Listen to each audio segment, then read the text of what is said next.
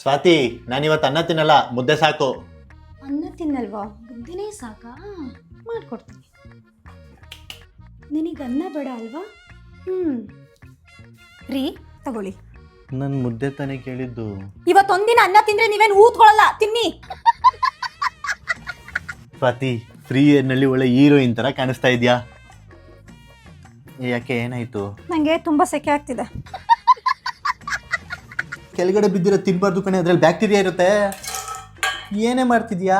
ನನಗೆ ಡಾಕ್ಟರ್ ಹೇಳಿದ್ದಾರೆ ನನ್ನ ಬಾಡಿಗೆ ಬ್ಯಾಕ್ಟೀರಿಯಾ ಅವಶ್ಯಕತೆ ತುಂಬಾ ಇದೆ ಅಂತ. ನಾನು ಏನ್ ಮಾಡ್ಬೇಕು ಅನ್ನೋದು ನಂಗೆ ಗೊತ್ತು. ಹೋಗಿ ನಿನ್ ಕೆಲಸ ನೀನ್ ನೋಡ್ಕೊ.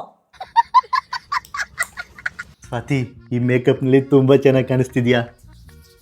ಇದೇನೇ ಮಾಡ್ತಿದ್ಯಾ?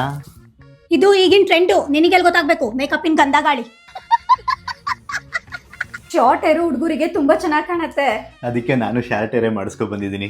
ನಾನೆಲ್ಲಿ ಶಾರ್ಟ್ ಹೇರು ಬುರ್ಡೆ ಉಡಿಸ್ಕೊ ಬರೋದು? ಹೋಗು, ನೀನು ಬುರ್ಡೆ ಉಡಿಸ್ಕೊ.